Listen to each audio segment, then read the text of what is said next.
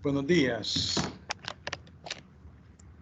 Vamos a dar inicio a la clase de este día martes 2 de mayo. Hoy se vence la declaración de renta y hemos tenido un fin de semana largo. Voy a reportar. En este momento tengo 14 personas.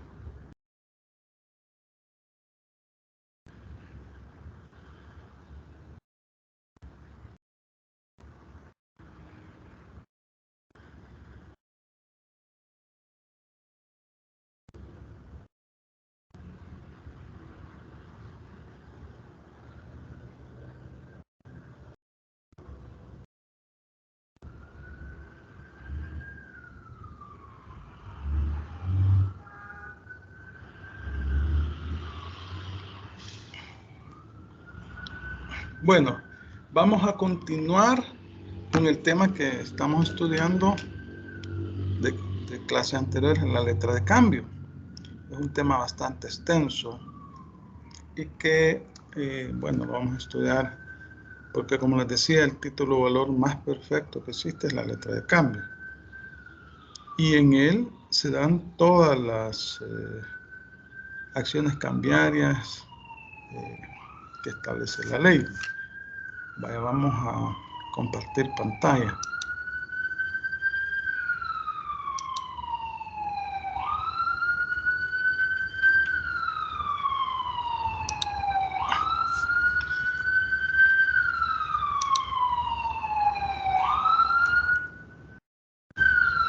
¿Ven la presentación? Sí, Vaya, gracias. Vaya, este día vamos a hablar del aval.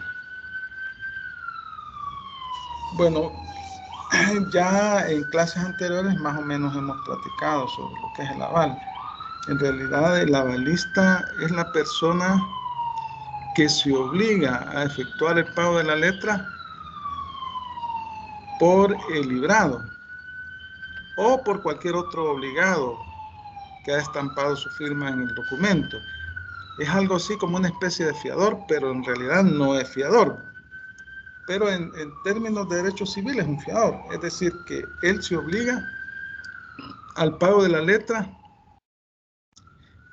en caso del que el deudor principal o cualquiera de los obligados no pague. Entonces significa que esta persona tendría acción cambiaria en contra del librado o de las demás personas obligadas por el pago que haya hecho en caso de que estos no hayan pagado. Pero el aval no es así automático, debe constar en el título. Se recuerdan que yo les mostré una foto de una letra de cambio y ahí estaba un avalista. Entonces, en el título se debe de consignar a quién se está dando el aval, o sea, por cuenta de quién está pagando o cuenta de quién va a pagar. Y debe estampar su firma inmediatamente después, o abajito de la firma de la persona que está avalando. Entonces, para que proceda el aval, esa es la condición que establece la ley. Entonces, al vencimiento del documento, el aval ha ofrecido una garantía de pago, el pago total de la letra, o puede ser un pago parcial. Entonces, el aval es la persona que puede en un momento determinado efectuar el pago de la letra, y el tenedor legítimo de la letra puede iniciar una acción en contra del avalista. Entonces, para que se perfeccione el aval, como decíamos, es necesario que el avalista firme inmediatamente después de la persona a favor de la cual está otorgando su aval, o abajito de la firma, y debe de escribir ahí, debe constar en el título a favor de quién está prestando el aval, porque si no lo dice, va a ser avalista de todo, ¿verdad? Del obligado principal y por el monto total también. porque el aval puede establecerse por una suma inferior al monto que consta en la letra de cambio. Aquí tenemos el artículo 729, vamos a buscarlo.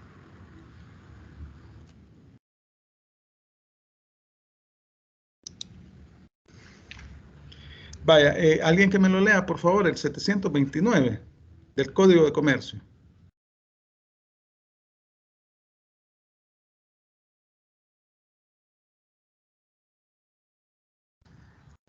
El avalista queda obligado solidariamente con aquel cuya firma ha garantizado y su obligación es válida, aun cuando la obligación garantizada sea nula. El aval carece de validez únicamente cuando la ineficacia provenga de vicio formal de la letra de cambio. Vaya, gracias. Entonces el avalista es la persona que se obliga a efectuar el pago de la letra en detrimento del principal obligado o la persona a favor de quien se haya dado el aval, ¿verdad? Y como acuérdense que en el caso de los títulos valores, en ellos consta un derecho literal y autónomo. O sea que la obligación que ha adquirido el avalista es autónoma de la obligación que tienen los demás firmantes de ese documento. Entonces, puede suceder que la persona, el principal obligado, era un menor de edad, digamos, y nadie sabía. Pero el aval, sin embargo, es válido. El avalista, al firmar el documento, se obligó a efectuar el pago de este.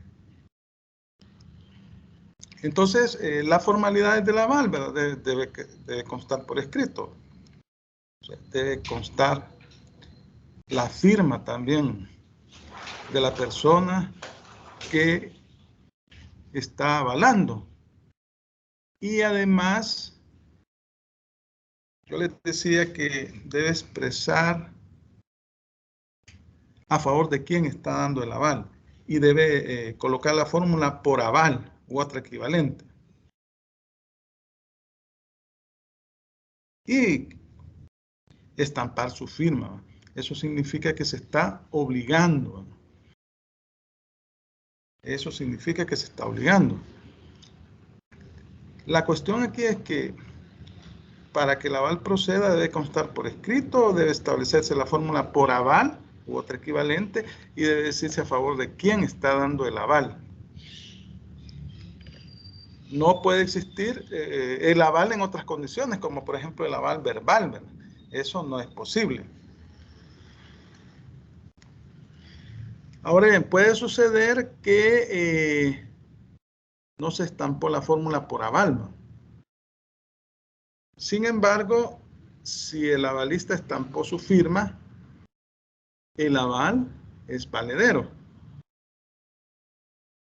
Entonces aquí tenemos, por ejemplo, vemos aquí en la lámina, si se tiene una firma de librado sin más indicaciones, será aceptación.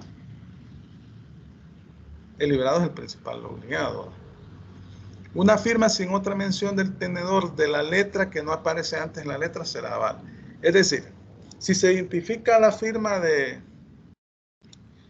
librado y del librador y de los, ¿cómo se llaman? Las personas que se han obligado. Y hay otra firma ahí que no se sabe de quién es. Esa firma constituye un aval. O sea, no es que no se sabe de quién es, sino en qué condición ha firmado. Si no firmó en condición de avalista, perdón, si no firmó en condición de librador o beneficiario, ni de endosante, entonces esa firma que consta en ese documento es en condición de aval. Se va a entender que está avalando el pago de ese documento. Además, otro requisito que exige la ley es que debe estar escrito en el título o en hoja que se le diera. Si ya no cabe, ¿verdad? Porque como a veces los títulos se transfieren por endoso, hay demasiadas firmas, no cabe la firma del avalista. Entonces, la ley no establece un lugar específico donde estampar la firma en concepto de aval. Pero si usted firma como avalista, lo más recomendable es que ponga la fórmula por aval y a favor de quién lo está dando. Porque de lo contrario, se va a obligar respecto de todo al pago de esa letra. Además, usted va a tener acción cambiaria en contra de los demás por el pago que efectuó de esa letra de cambio. ¿Quién puede dar el aval y quién puede ser avalado? Aquí, bueno, estamos hablando de la capacidad, ¿no? O sea, para dar el aval, o sea, el aval es una obligación que uno está adquiriendo. Si usted se está obligando al pago de una deuda, en caso de que la persona a cuyo favor ha otorgado el aval no pague. Entonces, obviamente que para adquirir una deuda usted debe tener capacidad cambiaria. Entonces, ¿quién puede ser avalado? Bueno, yo les decía que debe de indicar en el título a favor de quién usted está dando el aval. Si no lo pone, se entenderá que está obligándose al pago del título en términos generales. Entonces,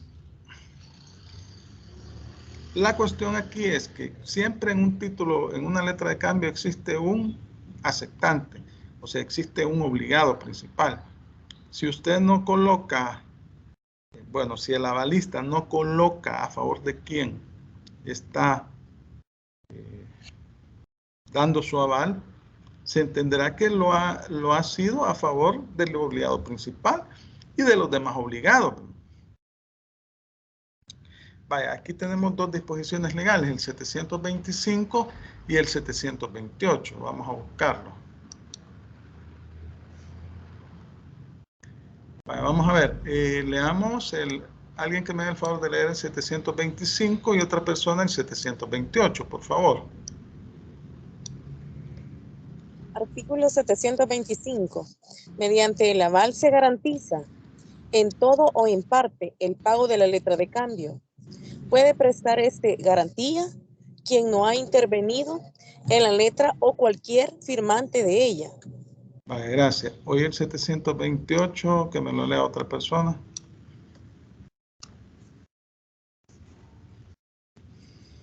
El aval debe indicar la persona avalada. A falta de tal indicación, garantiza las obligaciones del aceptante y no le Si no lo hubiera, las del librador, si no lo hubiera las del librador. vaya, gracias.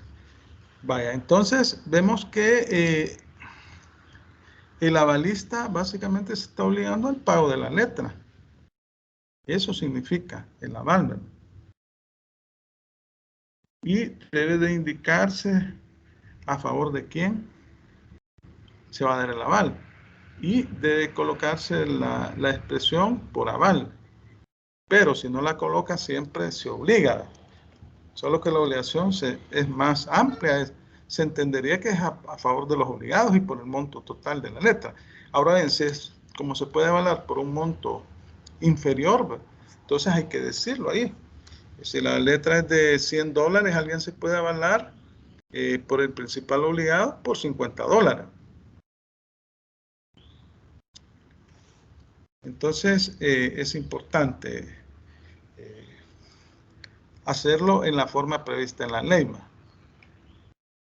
Entonces, como decíamos, en realidad el avalista es un obligado, es una especie de fiador, es un obligado solidario, porque a él también se le puede exigir el pago de la letra en caso de que no paguen los principales obligados o el obligado principal. Ahora bien, como yo les decía, el aval en realidad es una obligación autónoma que ha adquirido la persona que estampó su firma en el título en su condición de aval.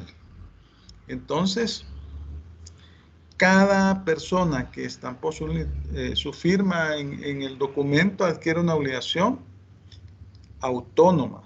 Es una característica de los títulos valores.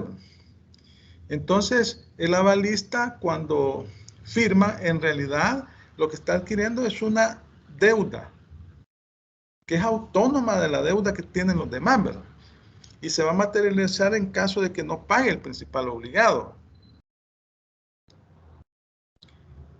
Eso significa. Y también pueden ejercer la acción en contra del avalista y en contra del principal obligado al mismo tiempo. Se puede ejercer. Vaya, como les decía, ¿dónde debe constar el aval? Debe constar en el título. Ahí la firma, la fórmula por aval, y se debe expresar a favor de quién se está estableciendo este aval. Si no cabe en el título, porque ha venido circulando tantas veces que ya tiene un montón de firmas y ya no cabe ninguna, entonces se puede hacer en una hoja adherida al documento. Entonces, acá se debe colocar el aval abajito de la firma de la persona que se está favoreciendo con el aval, ¿verdad? Entonces, estamos diciendo debajo de la firma. Eso es lo más conveniente. Si no se coloca, pues el nombre a favor de quien se entenderá que está obligando por el principal obligado y por los demás obligados, ¿verdad? Por el monto total, si no se establece ahí el monto del aval, ¿verdad? Eso significa, vamos a ver el artículo 726. Alguien que me haga el favor de leerlo, el 726.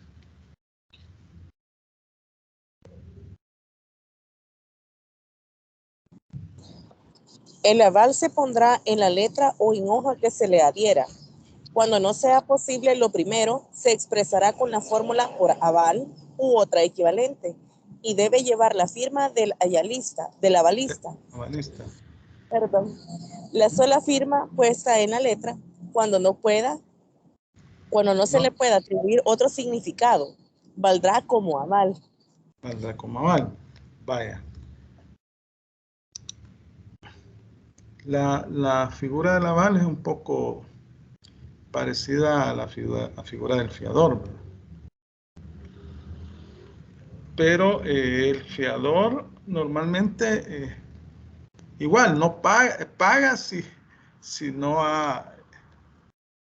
paga el principal obligado. Así es el aval en la letra de cambio o en cualquier otro título valor, porque acuérdense que esto de acción cambiaria del aval es aplicable a todos los títulos valores, siempre y cuando se adecue a la naturaleza del título valor, ¿verdad? ¿En qué tiempo se puede dar el aval? ¿En qué momento? Y entonces tenemos 3 momentos en el caso de la letra de cambio. Cuando se emite el título, o sea, cuando el liberador emite el título valor, cuando se vence, se da el vencimiento del título. Normalmente el título valor lo emite el liberador, ahí pone, la ley no exige que coloque su nombre, pero sí la del librado, que es el principal obligado, y la del beneficiario, que es la persona a favor de la cual se va a efectuar el pago de esa obligación. El liberado es el mismo aceptante. Y luego tiene un plazo de vigencia para su presentación al pago. O sea, tiene una fecha de vencimiento la letra. Y por último, cuando se presenta al vencimiento el documento ante el principal obligado o ante el obligado que exista en la letra, entonces se deberá efectuar el pago. Si no se efectúa, se va a protestar la letra. Se va a levantar el protesto. Entonces, desde el momento que se emite la letra hasta el momento de su vencimiento pueden ocurrir diferentes operaciones con el título. Es decir, el título se puede ir endosando, se puede ir traspasando de mano en mano. Y al final, el legítimo tenedor del documento no necesariamente es la persona que consta como beneficiario en la letra. Puede ser otra persona, porque la característica principal de los títulos valores es que van circulando por medio de endoso. Ahora bien, una vez que se venció el pago de la letra, si se vence el pago de la letra, entonces, bueno, se venció el plazo para presentar la letra para su pago y no se efectuó el pago. Entonces, una vez que se ha vencido el documento y no se efectuó el pago, si se dan traspasos posteriores de este documento, ya no va a haber una acción cambiaria, sino que va a haber una cesión de crédito. En los términos que lo establece el artículo 670 del Código de Comercio, es decir, cuando antes del vencimiento del título todos los endosos que se den se van a dar por transferencia. Pero una vez vencido el título que se presentó para pago y no se efectuó el pago, entonces ahí ya no estamos hablando de endosos, de traspaso por endosos, sino que sería una cesión de crédito. Y ahí el tratamiento es diferente, ahí ya no hablamos de acción cambiaria, sino que hablamos de una cesión en los términos que establece el Código Civil. Vamos a ver el artículo 670. Vamos a buscar por acá.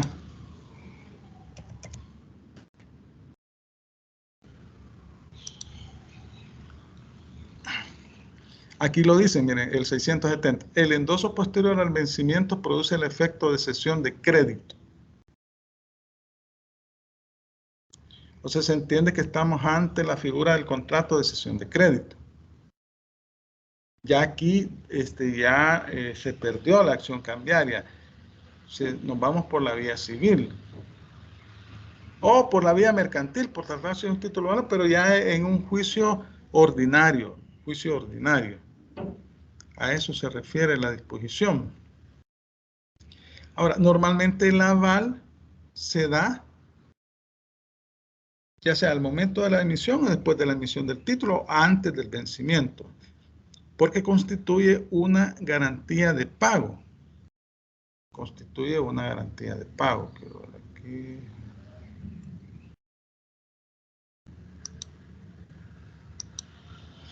Vaya.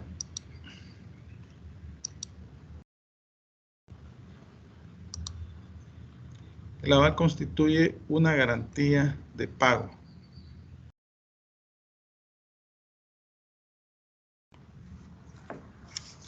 Ahora bien, como yo les decía, el aval puede ser por el monto total de la obligación o por un monto inferior.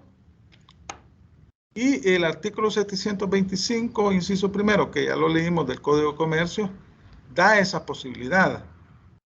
Es decir, que el avalista se puede obligar por el pago de la totalidad del título o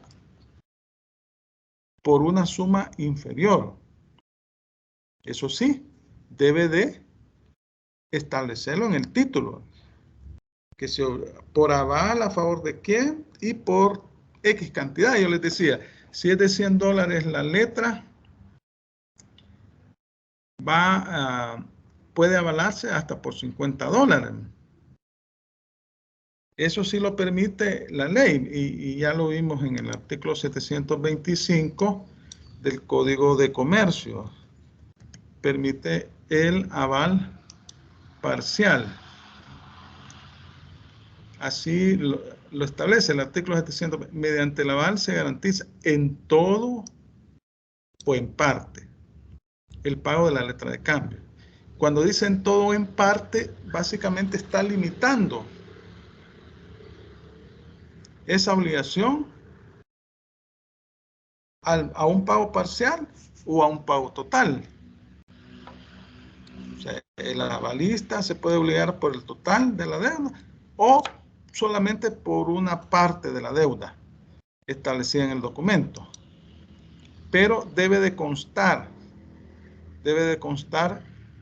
en el documento. Entonces ahí estamos limitando el monto total del aval a una cantidad específica, que puede ser el monto total o una parte de ese monto. Entonces, debe de expresarlo de forma concreta el avalista. Debe de decir por aval, a favor de, por un monto de tanto. Es decir, aquí tenemos un ejemplo. Si la letra es por 5,000, puede colocar la fórmula aval por la cantidad de 2,500. Abajo de la firma de la persona por la cual se está obligando. Entonces, lo que se establece aquí es claramente que, mire, yo voy a responder por la mitad de ese monto, no por todo el monto.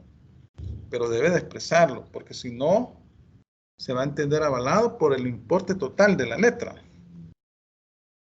Eso es importante también establecerlo. El 727, miren lo que dice el artículo 727 del Código de Comercio. A falta de mención de cantidad, el aval garantiza el importe total de la letra. A falta de mención de cantidad, el aval garantiza el importe total de la letra. O sea que existe la posibilidad de que el avalista se obligue por un monto inferior.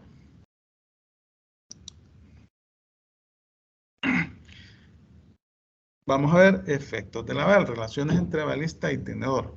Vaya, en primer lugar, el tenedor de la letra de cambio es normalmente el beneficiario del documento. Es decir, es la persona a favor de la cual se va a pagar el monto establecido en el documento.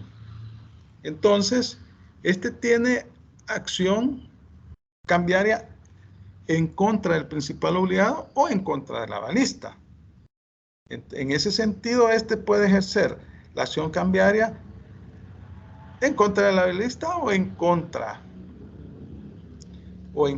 del avalado. Avalista es el que se obliga, el avalado es la persona a favor de la cual se dio el aval. O puede también demandarlos a los dos al mismo tiempo. Ejercer la acción cambiaria en contra de ambos. Entonces, el avalista que paga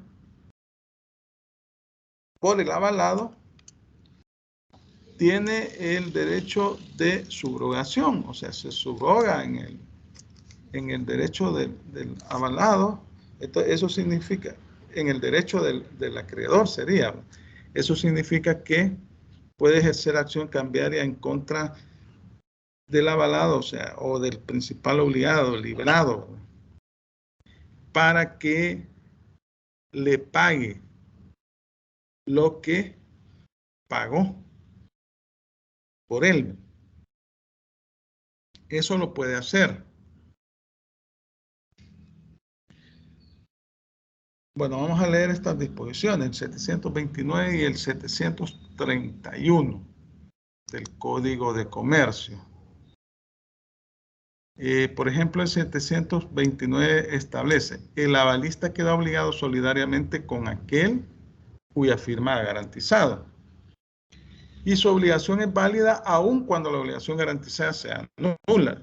El aval carece de validez únicamente cuando la ineficacia provenga del vicio formal de la letra de cambio. Acuérdense que la letra de cambio debe cumplir ciertos requisitos para que pueda ser efectiva. Ya los hemos leído las disposiciones legales. Y el artículo 731 establece que la acción contra el avalista estará sujeta a las mismas modalidades a que lo esté la acción contra el avalado. ¿Sí?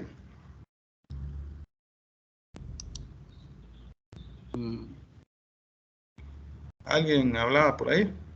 Tenía una pregunta, que levanté la mano de hace rato, pero no. Ah, sí, lo que pasa es que yo les he dicho en muchas clases que como estoy presentando la pantalla, no los sí, veo. sí. Entonces lo mejor es que me Que interrumpan.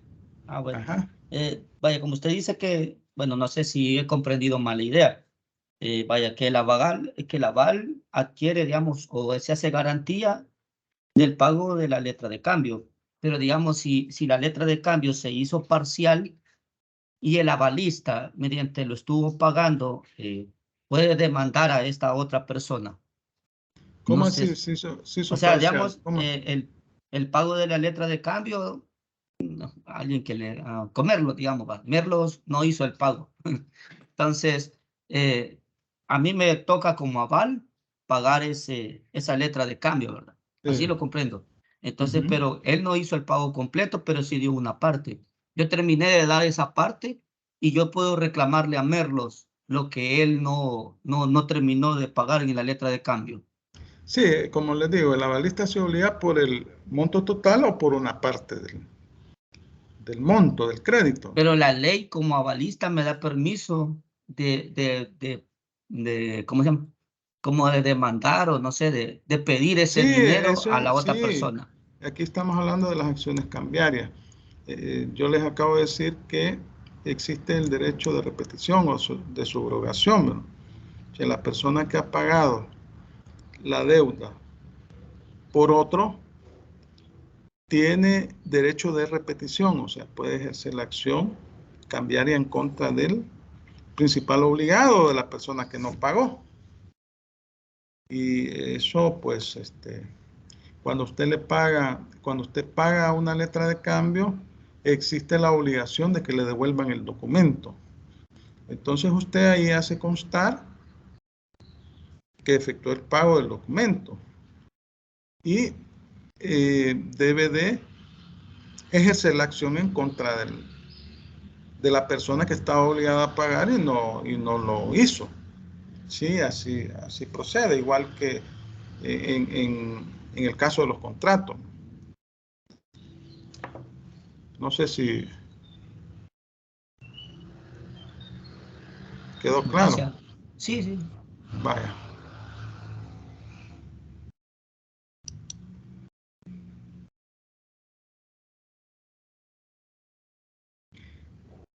Ahora, las relaciones entre avalista y avalado. Vaya, aquí estamos en el caso que hemos estado platicando hace poquito. Aquí con la pregunta que me hacía, ¿quién es? López José Miguel.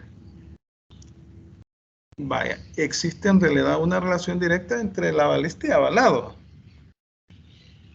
El avalista se obligó al pago del monto consignado en el documento en caso de que el principal obligado no efectuara o a favor de la persona a quien le dio el aval. Entonces, si efectúa el avalista el pago, tiene acción cambiaria en contra del avalado y en contra de todos los que están obligados en el título. Entonces, significa que el avalista que pagó el documento puede ejercer acción en contra del avalado y en contra de los demás coobligados anteriores al momento en que él dio el aval. Entonces, si el aval fue en forma específica a favor del librado o aceptante, va a tener acción cambiaria en contra de este para repetir lo pagado, es decir, se subroga.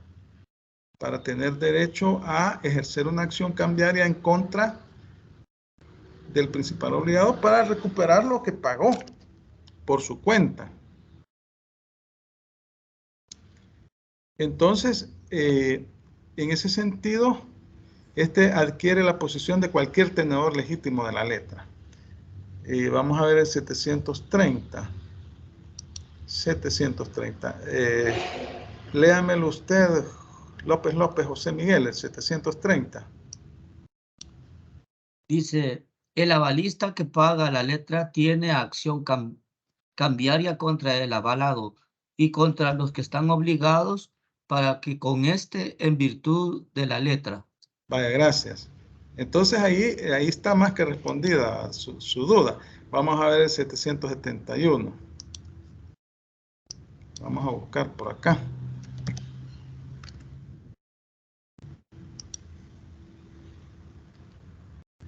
Vaya, alguien que me lo lea, el 771.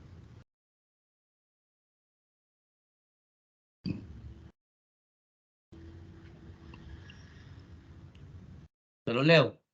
Hágame el favor. Todos los que aparezcan en la letra de cambio suscribiendo el mismo acto responden solidariamente por las obligaciones nacidas de el pago de la letra por uno de los signatarios. En el caso de que este artículo se refiere únicamente, confiere a los que lo hacen. Respecto a los demás que firmaron en este mismo acto, los derechos y las acciones que competen al deudor solidario contra los demás coobligados, pero deja expedita las acciones cambiarias que pueden corresponder a aquel contraaceptante y los obliga en vía de regreso procedente. Ajá, o sea que sí, quien paga, el avalista que paga, puede ejercer acción en contra del avalado y de los demás obligados. El avalado generalmente es el aceptante, o sea, es el librado. Entonces, puede ejercer la acción en contra de este. Vaya, aquí tenemos las obligaciones, las diferencias entre el aval y la fianza, miren. Son 4 diferencias. El aval, en tanto que declaración cambiaria, es una declaración unilateral de voluntad. La fianza es un negocio jurídico contractual. Y aquí vemos que las obligaciones contenidas en los títulos valores son autónomas. Si yo me obligo como avalista, estoy adquiriendo una obligación independiente de las demás obligaciones que constan en el título. Y la fianza es un documento contractual, ¿no? Es decir, usted firmó un contrato donde firmó como fiador, ¿verdad? Es un documento contractual. Por su naturaleza formal, el aval debe constar en el texto de la letra o en hoja adherida a ella. Esos son los requisitos formales que establece la ley. En cambio, la fianza, contrato debe constar en documento aparte. Pues la fianza es un contrato bilateral, entonces se hace en un contrato. Y en cambio, el aval debe constar en el título valor. La fianza no se presume, el aval, de acuerdo al artículo 726, parte final, puede presumirse. Esto lo vimos en 726. Vamos a buscarlo acá. Cuando consta la firma de alguien ahí, no se sabe en qué concepto la colocó, ¿verdad? La sola firma puesta en la letra, cuando no se puede atribuir otro significado, valdrá como aval. Así dice la disposición. La fianza solo puede exigirse al fiador, en primer lugar, cuando éste ha renunciado al beneficio de exclusión de bienes. ¿Se recuerdan en qué consiste el beneficio de exclusión de bienes? ¿Se recuerdan? El avalista es deudor autónomo a quien puede exigírsela aún cuando la obligación del avalado sea nula. Será válida la del avalista. El beneficio de exclusión es cuando al fiador pide que antes de que se proceda en contra, que los acreedores procedan en contra de su persona al cobro de la deuda, que se efectúe en contra del deudor principal, que se efectúe la acción en contra del deudor principal. Es decir, que se verifique si éste puede pagar la deuda con sus bienes, con su patrimonio. Y si éste no la puede pagar, hasta entonces me buscan a mí, dice el fiador, ¿no? En cambio, en el caso de la letra de cambio, el avalista, el tenedor, legítimo tenedor de la letra puede ejercer la acción, ya sea en contra del avalista o en contra del deudor principal, o sea, el librado o aceptante, o puede ejercerla contra ambos. Vaya, otra situación, cuando hablamos de títulos valores y hablamos de letra de cambio, estamos hablando de la letra de cambio. Yo les decía que es el título en el cual se establecen todas las acciones cambiarias. Entonces aquí tenemos el pago. Bueno, el pago es una forma de extinción de las obligaciones. O sea, con el pago se extinguen las obligaciones, así lo dice el Código Civil en el artículo 1439, que se los transcribo aquí. El pago efectivo es la prestación de lo que se debe. En el caso de la letra de cambio, con el pago, básicamente se está extinguiendo la obligación contenida en el título. Pero vamos a ver, va a depender de quién esté pagando. Porque si está pagando el principal obligado, se extingue la obligación para todo. Pero si está pagando el avalista o está pagando un coobligado, otro deudor, estos tienen acción en contra de los otros, ¿verdad? Para repetir lo que pagaron a favor de ellos, ¿verdad? Entonces, el pago en realidad es un derecho que tiene el tenedor, o sea, el legítimo tenedor de la letra, para que se le efectúe la prestación de la obligación cambiaria. Eso es, ¿verdad? Entonces, tenemos diferentes tipos de pago. Tenemos el pago normal. Aquí estamos diciendo que normalmente el pago lo debe efectuar el librado, ¿no? O el aceptante, cuando se le presenta el documento a su vencimiento. ¿Y quién se lo presenta? Se lo presenta el beneficiario, el legítimo tenedor del documento, que no necesariamente, como les decía, porque como los títulos circulan, el documento puede llegar a manos de una persona que no está establecido su nombre en el documento, solamente que se lo han endosado, existe un endoso. Ese es el pago normal. Luego tenemos el pago anormal. Si el pago normal es el que efectúa el principal obligado en el documento, o sea, el aceptante, el librado, el pago anormal es el realizado por persona distinta del librado. O sea, que puede ser realizado por el avalista, por el librador o por cualquier otra persona que se encuentra obligada en el documento. Entonces, acá lo que sucede es que se presentó el documento a su vencimiento al principal obligado y este no lo pagó. Entonces, después se levantó protesto y se le presentó a otra persona, al librador, o se le presentó al avalista y estos efectuaron el pago.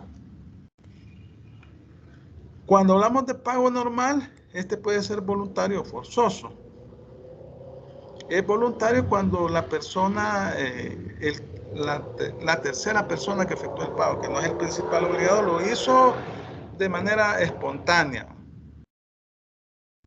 Y es forzoso cuando media un proceso judicial. Aquí hablamos de un proceso judicial. No efectuó el pago nadie y entonces se realiza la acción cambiaria por la vía judicial. Vaya, entonces cuando hablamos de pago voluntario tenemos dos categorías también, directo y regresivo. El pago voluntario, bueno, el pago anormal voluntario, lo puede realizar el propio librado, ya cuando se venció el documento. Se le presentó en la fecha de aceptación y no pagó, pero posteriormente paga. O puede ser realizado por un avalista o un interventor. Ya vamos a ver la figura de la intervención, el pago por intervención. Así se llama, pago por intervención. Luego, vaya, pero el librado puede haber aceptado o no haber aceptado la letra de cambio también, ¿verdad? O sea, puede constar solo su nombre, pero no su firma. Pero efectuó el pago. Entonces, ese es un pago anormal voluntario directo. ¿Cuándo es regresivo? Cuando el pago es efectuado por los otros obligados, por los demás obligados. Aquí estamos hablando de que el pago no fue efectuado por el principal obligado, que es el librado, sino que fue efectuado por el librador, por un endosante o un avalista. En ese caso estamos hablando que es regresivo. Es regresivo cuando es efectuado el pago por cualquier obligado del documento, pero no por el principal obligado. Y es directo, aquí estamos hablando de pago anormal, ¿no? Cuando lo efectúa el librado que no aceptó la letra de cambio, no consignó su firma en el documento. Y entonces, en este caso, también lo puede efectuar un avalista o un interventor. Pero es regresivo cuando no fue efectuado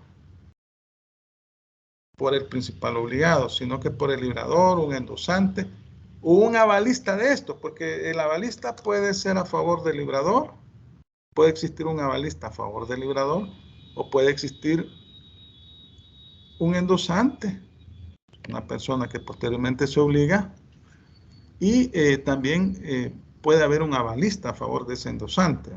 Entonces, en esos casos es regresivo el pago.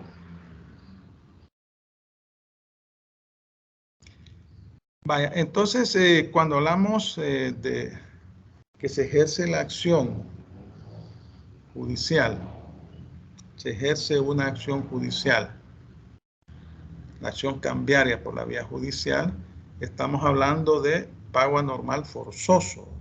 Es decir, que aquí existe una sentencia judicial. Y cuando se da esta sentencia judicial, se obliga a efectuar el pago a quien corresponde, a quien ha sido demandado. Igual que el otro pago, que el pago normal y que el pago anormal, bueno, que el pago anormal, ¿verdad? Este también puede ser directo o regresivo. Directo cuando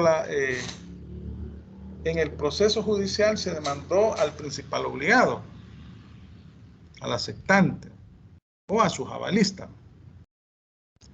Y se condena a que se efectúe el pago de la letra de cambio.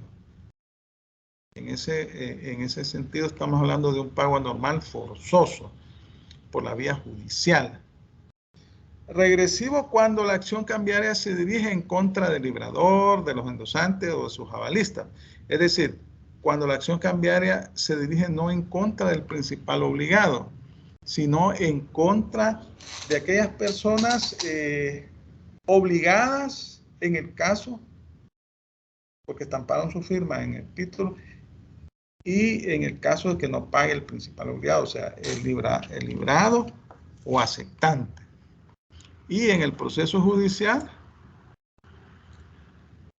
se emite una sentencia en la cual se les obliga al pago del documento, sin perjuicio del derecho de repetición que van a tener en contra del principal obligado del documento, o sea, en contra del librado. Ese es el principal obligado. Entonces, aquí vemos, pues la figura del pago es una figura por medio de la cual se extingue la obligación principal, ¿verdad? Es el principal medio de extinción de la obligación. Entonces aquí tenemos pago normal y tenemos pago anormal, ¿verdad? Y dentro del pago anormal forzoso tenemos el pago hecho por la vía judicial, ¿verdad? Y el pago que se realiza también cuando la persona no es el principal obligado. Entonces, pero además también hablamos del pago anormal, que puede ser directo si lo efectúa el librado que no aceptó la letra, regresivo cuando es efectuado por los demás obligados, ¿no? Y tenemos el pago anormal forzoso, que puede ser directo o regresivo. Es directo cuando se ejerce la acción en contra del principal obligado y pierde el juicio, debe de pagar. Y es regresivo cuando la acción se ejerce en contra de los otras personas que firmaron en el título y que no son los principales obligados. Vaya, entonces, para que la letra pueda ser pagada, debe necesariamente presentarse el título, el tenedor legítimo del documento, lo debe presentar ante el principal obligado en la fecha de su vencimiento. Ahí se presenta el título. Si no efectúa esa acción cambiaria, si no efectúa esa acción de exhibir el título a su vencimiento ante el obligado, pierde la acción cambiaria. Pierde la acción cambiaria. Entonces, acá estamos hablando que el acreedor debe de exhibir el documento ante el deudor. O sea, estamos hablando ante el librado. El librado es el aceptante. En la fecha de vencimiento del documento para que éste efectúe el pago. Pero hay una característica en el caso de los títulos que la hemos venido mencionando en el transcurso de las clases, ¿verdad? Es decir, que en el título se establecen tres sujetos: el librador, que es el que emite la letra de cambio, el librado aceptante, que es el principal obligado, y el beneficiario. Pero como los títulos valores se pueden traspasar por medio de endoso, un título valor puede cambiar de mano, ¿verdad? Hasta llegar a determinada persona que puede ser el tenedor legítimo del título. Entonces, como el acreedor no sabe quién le va a presentar la letra, o puede saber, bueno, sabe quién es el aceptante cuando se emitió el documento, pero no sabe si se lo va a presentar a cobro o lo va a hacer otra persona que lo adquirió por endoso. No sabe. Entonces, cuando se vence la fecha de la presentación del título al cobro, este debe de efectuar el pago, el deudor, ¿no? El acreedor sabe quién es, porque en el documento sí dice quién es el obligado principal, ¿verdad? Quién es el deudor, es decir, quién es el librado, quién es el aceptante, ahí dice. Entonces, el acreedor lo debe buscar en la fecha señalada para que le efectúe el pago del documento. Si no lo hace, ¿qué va a suceder? va a perder la acción cambiaria en contra del obligado principal y en contra de los demás obligados. Eso se llama la acción de regreso. Es la que se ejerce en contra de los demás obligados, los endosantes, el librador.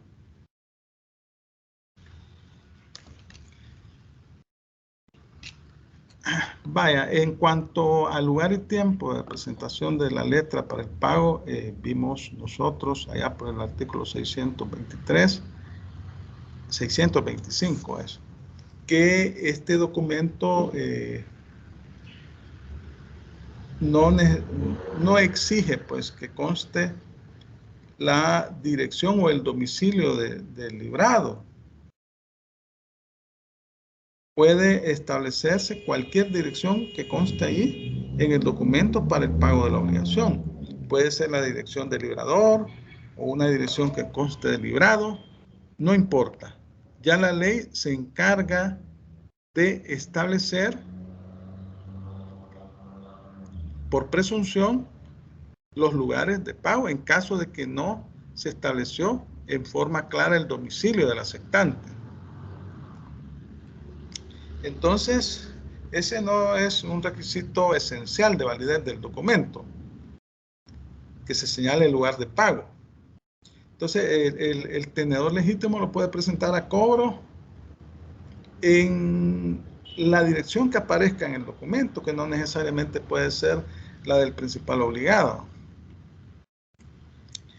Y así lo establecen. Ya hemos leído el artículo 702, Romanos 5, el 703 en clases anteriores, el 710 y el 625. Vamos a ver el 732. Vamos a ver el 732 primeramente. Y fíjense que dice el artículo 732. La letra debe ser presentada para su pago en el lugar y dirección señalados para ello. Así dice. Si la letra no contiene dirección, debe ser presentada para su pago en el establecimiento mercantil o en la residencia del librado, del aceptante o del pagador diputado en su caso. En el establecimiento mercantil o en la residencia de las personas indicadas en el artículo 710, si las hubiere.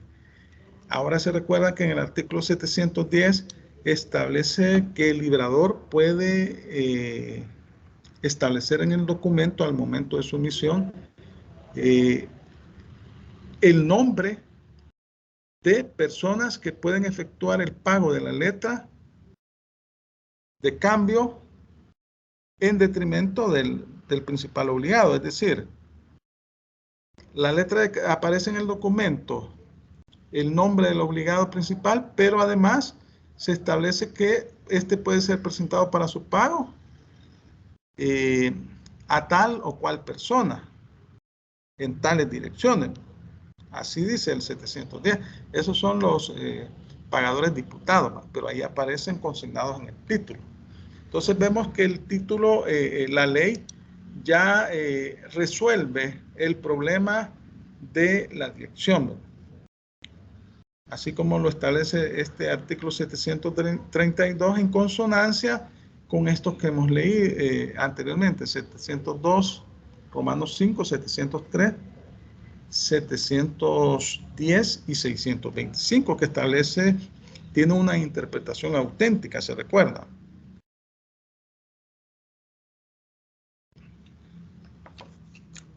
Entonces, la regla general es que la letra de cambio se debe presentar, ya sea para la aceptación o para el pago, en la fecha del vencimiento. Si no se hace en esos términos, se pierde la acción cambiaria.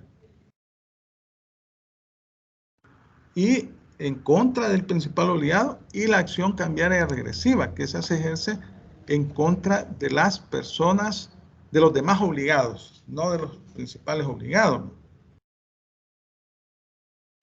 Entonces, en el artículo 733 se establece que la letra de cambio se debe presentar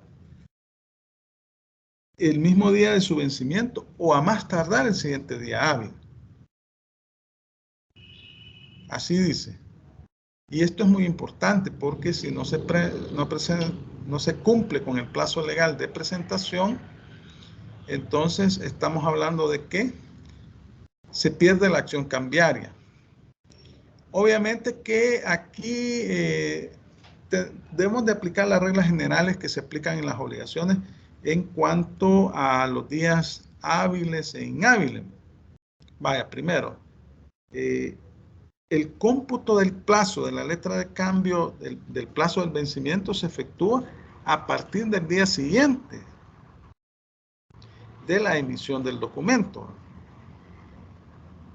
A partir del día siguiente de la emisión del documento.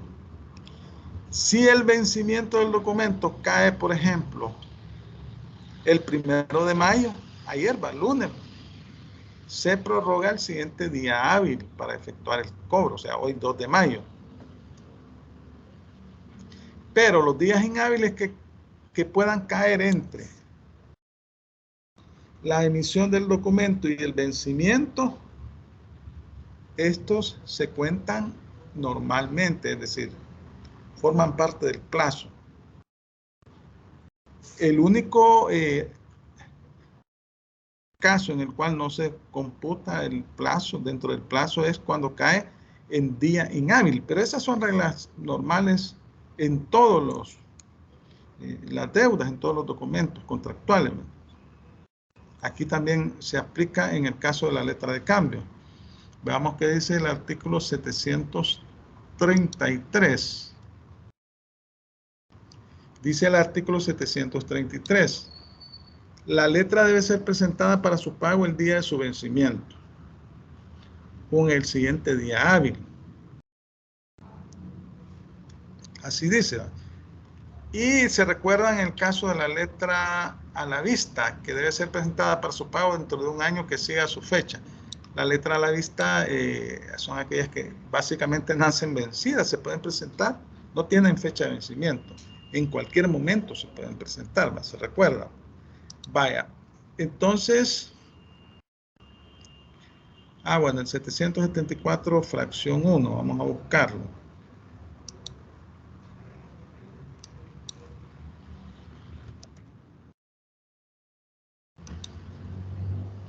La acción cambiaria, artículo 774, la acción cambiaria del último tenedor de la letra contra los obligados en vía de regreso caduca.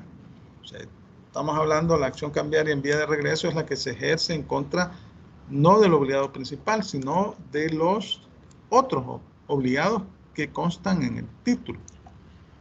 Puede ser el librador, el avalista, los endosantes.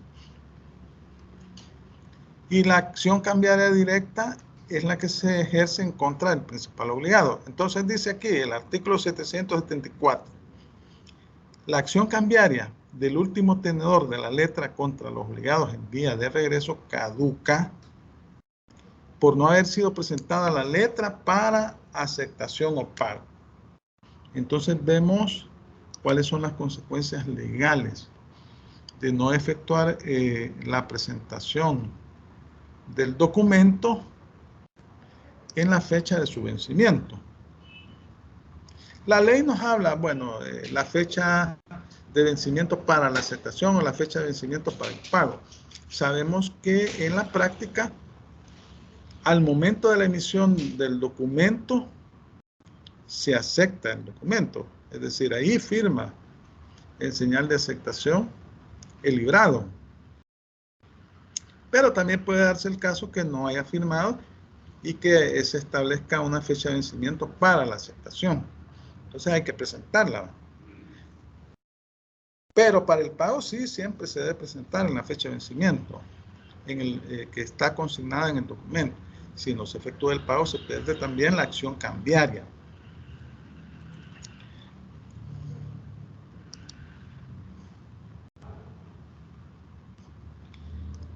Ahora, aquí estábamos hablando también con lo que decía López José Miguel, el caso del pago parcial de la letra de cambio.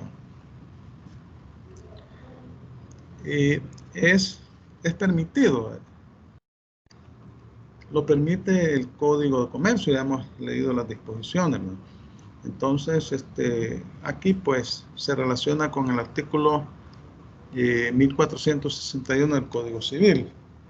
Entonces, acá, ¿qué sucede con esto del pago parcial? Bueno, es mejor recibir una parte del pago de la obligación a no recibir nada. La ley en ese sentido es bien práctica. Y bueno, pero si hay demás obligados, si existen avalistas, puede darse el pago por intervención. Entonces, se le puede cobrar al librador, no importa si el principal obligado, la letra era por 100 y pagó 50, quedan 50 todavía ahí disponibles, que se va a ejercer acción, cambiar en contra de los demás obligados. Veamos el 736.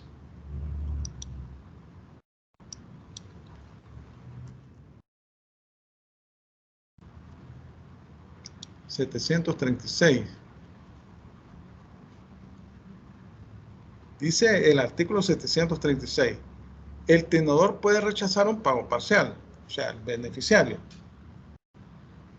está en su derecho de rechazar un pago parcial, pero si lo acepta,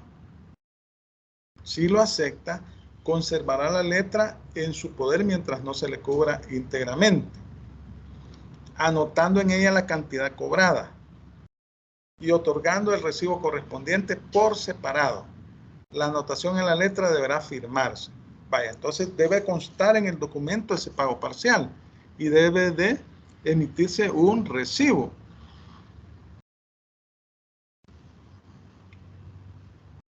Pero la diferencia puede ejercer acción cambiaria en contra de los demás obligados. ¿Qué nos dice el artículo 1461? Aquí tengo yo el Código Civil. 1461. El deudor no puede obligar al acreedor a que reciba por partes lo que se le deba, salvo el caso de convención contraria y sin perjuicio de lo que dispongan las leyes en casos especiales. Bueno, si el acreedor acepta el pago parcial, lo que tiene que hacer es colocar en el título el abono que se le efectuó, la fecha, y emitir un recibo. Eso es lo único que interesa acá. Porque acuérdense que los títulos valores han nacido para facilitar el comercio. Entonces aquí se va a liberar la obligación en una parte, pero va a quedar una parte no satisfecha. Entonces se le puede presentar a los demás obligados. Ahora, otra situación que la ley sí establece es que no puede ser pagada antes de su vencimiento la letra de cambio. La letra de cambio no puede ser pagada antes de su vencimiento, porque se pueden dar una serie de problemas posteriores relacionados con el documento. Pueden suceder que problemas legales de falsedad, alteración, cualquier problema. Entonces, lo mejor es que se efectúe el pago al momento del vencimiento, no antes. El 737 dice, el tenedor no está obligado a recibir el pago antes del vencimiento de la letra. Entonces, ni el acreedor puede exigir el pago antes del vencimiento, ni el deudor efectuar el pago antes del vencimiento. Vamos a ver los artículos 737 y 738. Alguien que me lea el 737 y otra persona que me haga el favor de leerme el 738.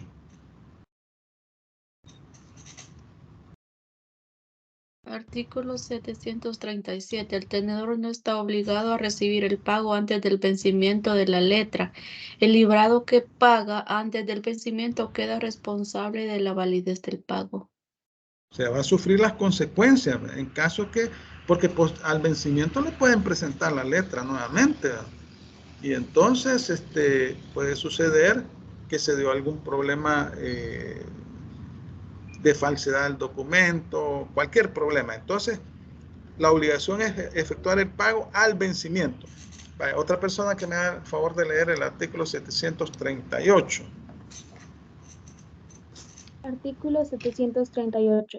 Si no se exige el pago de la letra a su vencimiento, el librado o cualquiera de los obligados, después de transcurrido el plazo del protesto, tiene derecho de depositar en un establecimiento bancario el importe de la letra a expresas y riesgo del tenedor, sin obligación de darle aviso. En caso de reclamación judicial posterior al depósito, la constancia extendida por el banco excepcionará a quien lo hizo. Vaya, miren, esta disposición es una disposición que favorece al librado, al principal obligado. Si el documento no se le presenta al vencimiento para que se efectúe el pago, ya sea en la fecha del vencimiento o en un día hábil posterior, entonces el librado puede depositar el monto de la deuda en un establecimiento bancario. Y aquí claramente dice el artículo que no es necesario que le notifique al acreedor. ¿Pero por qué se da esto? Porque el librador no sabe quién le va a presentar el documento. Puede ser que sea la persona que conste como beneficiario en el mismo, o puede ser que sea X o Y, Z, porque como el título puede haber circulado, entonces el legítimo tenedor no necesariamente va a ser el que conste en el documento como beneficiario, porque llegó a sus manos el documento como consecuencia de un endoso, de un traspaso valedero. Entonces, en este caso, bueno, no le presentaron el documento, pero él quiere honrar su deuda, entonces deposita el monto en un banco. Y en caso de reclamo judicial, la constancia que emite el banco tiene efectos legales de validez. Eso es lo que dice el 738. ¿Cuáles son los efectos del pago? Vaya, sí, como decimos, acá se dan una serie de operaciones con los títulos valores, con las letras de cambio. Pueden ser endosados, pueden ser traspasados, pueden andar circulando de mano en mano. Ahora, si el pago es efectuado por el librado, queda extinguida la responsabilidad de todo. De todo.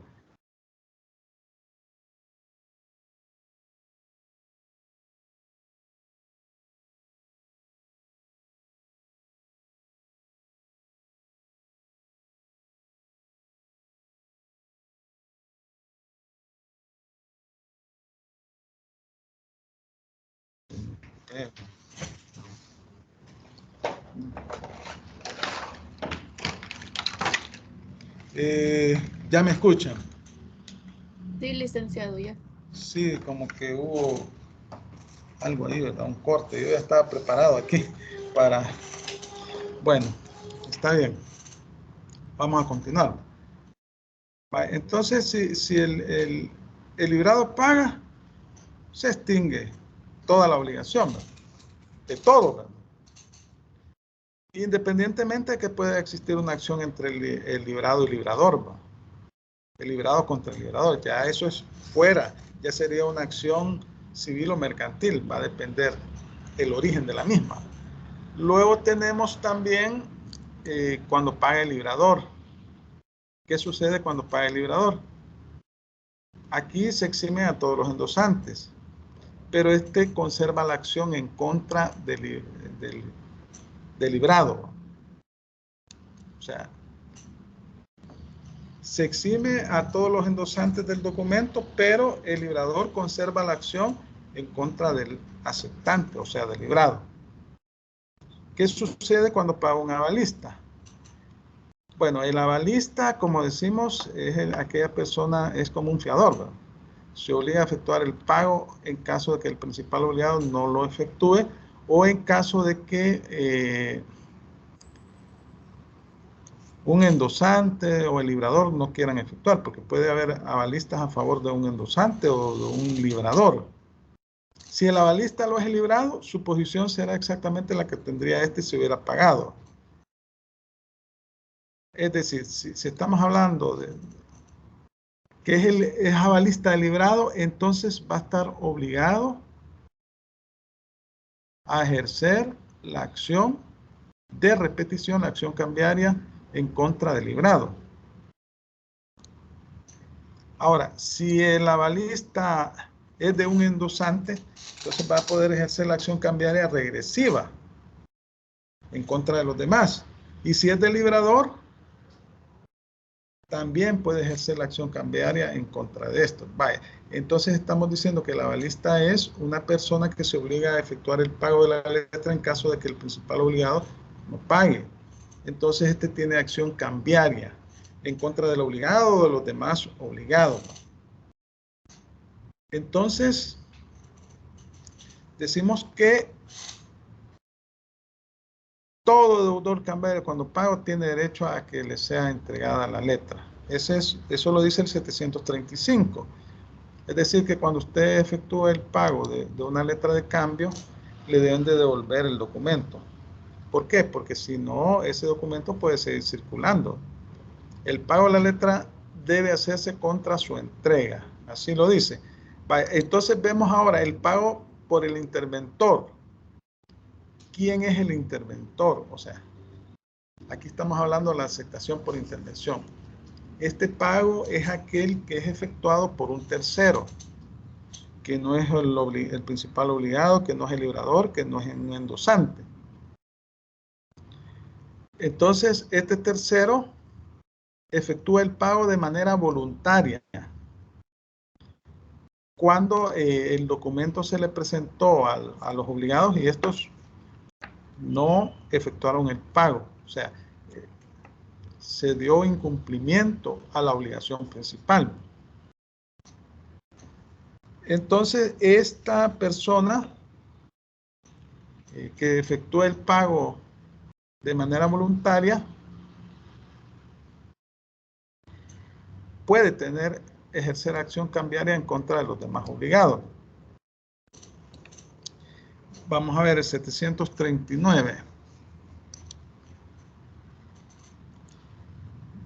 Aquí dice, artículo 739. La letra de cambio no aceptada por el librado puede serlo por intervención después del protesto respectivo. O sea que aquí se presentó el documento al pago y no fue efectuado. Entonces, en ese caso, estamos hablando que puede pagarlo un tercero que no aparece obligado en el título. Y aquí pues está relacionado con el artículo 1443 del Código Civil. Puede pagar por el deudor cualquier persona a nombre del deudor, aún sin su conocimiento o contra su voluntad y aún a pesar del acreedor. La ley permite este tipo de pago por un tercero y al final pues al acreedor lo que le interesa es que le paguen, que le efectúen el pago. Si no se efectúa el pago, entonces sencillamente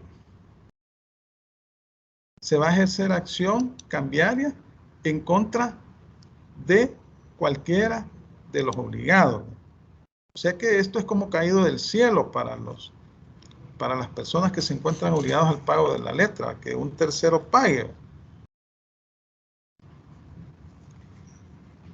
Ahora bien, aquí se pueden dar dos tipos de sujetos por intervención. Los del 710 que decíamos que al momento que el librador emite el documento puede, además de señalar, porque siempre se debe señalar el librado, que es el principal obligado, puede señalar también el nombre de sindicados. O sea, aquellas personas que pueden efectuar el pago también por el deudor principal. O puede darse el caso también de que la persona sea extraña. O sea, no conste en el título la persona.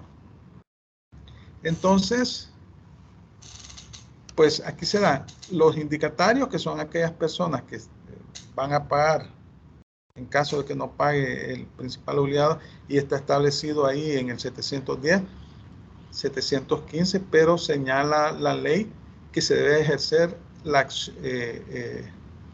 acción en contra de todos. Es decir, primero se debe presentar el título para el pago al principal obligado. Si este no paga, al siguiente indicatario, y así en ese orden. Y debe quedar constancia, ¿va? La acción de protesto, ¿va? De lo contrario, se pierde la acción cambiaria.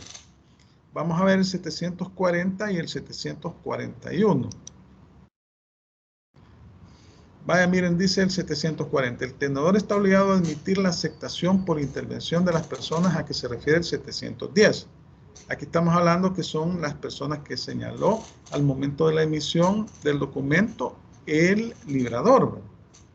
Es facultativo admitir o rehusar la aceptación por intervención del librado que no aceptó, de cualquier otro obligado o de un tercero.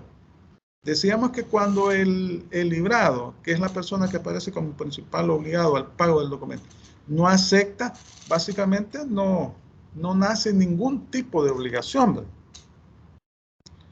No hay ninguna obligación ahí, pero los demás que han firmado el documento sí se obligan, el librado, quiero decir. Sí, el librador del documento, o los avalistas que puedan existir. Entonces, por intervención puede efectuar el pago el librado que no aceptó el documento, cualquier otro obligado, si estamos hablando de indicados, indicatarios, ¿verdad? O un tercero que nada tiene que ver ahí, ¿verdad? Nada tiene que ver. Luego tenemos el 741. Si el que acepta por intervención no designa a la persona en cuyo favor lo hace, interviene por el librador, aun cuando la recomendación haya sido hecha por otro signatario. Vaya, entonces, en términos generales estamos hablando de que el pago por intervención es el efectuado por una persona que no consta en el documento, o si consta en el documento no es el principal obligado. Ese es el pago por intervención, ¿no? Entonces, ya leímos el 742 que produce los mismos efectos cambiarios que la aceptación por el librado. Es decir, la persona que efectúa el pago por intervención puede ejercer acción cambiaria en contra del librado y de los más obligantes, de los demás obligados, ¿no? Entonces, el que acepta por intervención queda obligado en favor del tenedor y de los signatarios posteriores a aquel por quien interviene. Así dice el artículo 743, ¿verdad? Así que va a efectuar el pago por intervención. El aceptante por intervención queda obligado en favor del tenedor y de los signatarios posteriores a aquel por quien interviene. Así dice. Entonces, puede ser un indicatario, como decíamos, que en el título se estableció ahí que iba a efectuar, que se presentara la letra para el pago a fulano de tal y fulano de tal, ¿verdad? Que no necesariamente, que no es el principal obligado, o puede ser un tercero que acepta efectuar el pago por intervención. Entonces, una vez que paga, debe de informar inmediatamente a la persona a favor de quien efectuó el pago. Así lo dice el 744. El aceptante por intervención deberá dar inmediato aviso de la misma a la persona por quien la hubiera efectuado. Los endosantes que la precedan, el librador y los avalistas de cualquiera de ellos pueden exigir al tenedor que no obstante la intervención le reciba el pago de la letra. Bueno, aquí Si se tiene la capacidad de pago, ¿verdad?, se puede efectuar el pago y se rechaza el pago por intervención. Vaya, aquí estamos hablando, la primera parte es la aceptación por intervención, ¿verdad? Aceptación por intervención, pero el acto de aceptar por intervención implica que va a establecer la firma en el documento y va a aceptar la obligación. Como la ley separa lo que es la aceptación de lo que es el pago. Pero en la práctica yo les digo que la aceptación se hace al momento de la emisión. Pero aquí estamos hablando de una figura distinta, la aceptación por intervención, es decir, que una persona se puede obligar en el título que no es la obligada, ¿verdad?, y que no tiene nada que ver con los demás, a efectuar el pago de la letra. O puede ser que sea un indicatario, ¿verdad?, lo que dice el 710. Ahora, el pago por intervención, igual, ¿no? Aceptación, pago. Lo realiza una persona distinta del librado.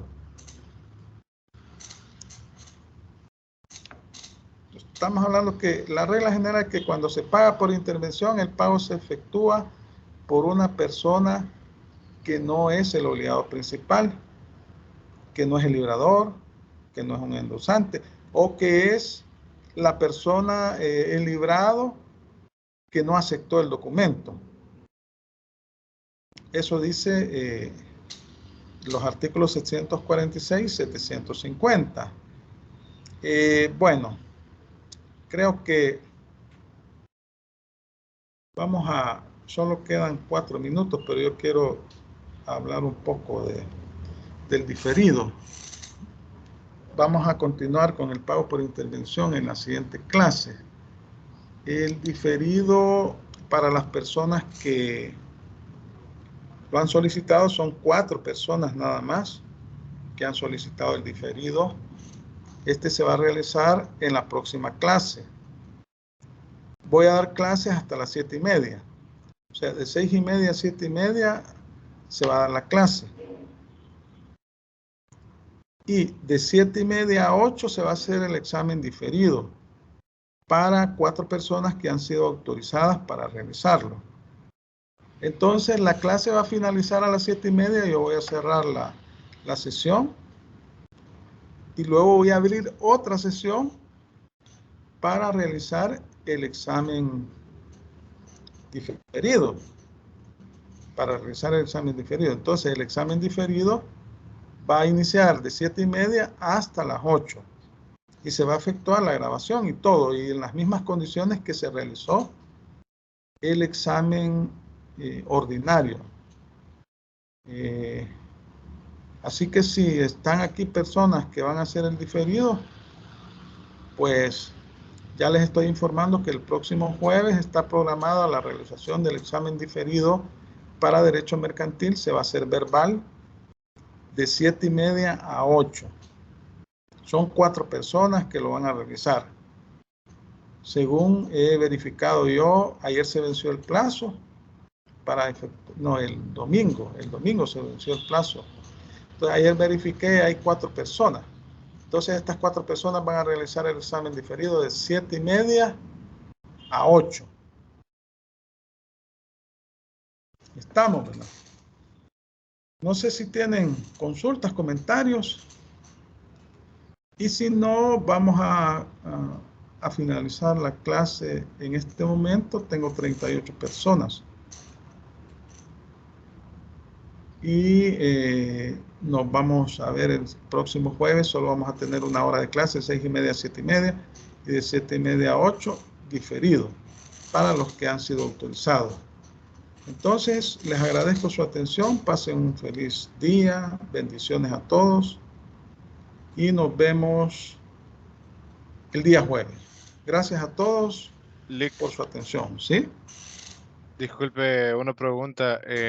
¿Por qué mecanismo le puedo escribir? Porque me pasó un problema y quería hacérselo saber. Bueno, escríbame al correo en forma directa, al correo institucional, ¿verdad? De acuerdo, Ahí Lic. escriban. Muchísimas Ahí gracias, muy amable. Vaya, perfecto. Gracias a todos. Pasen un feliz día.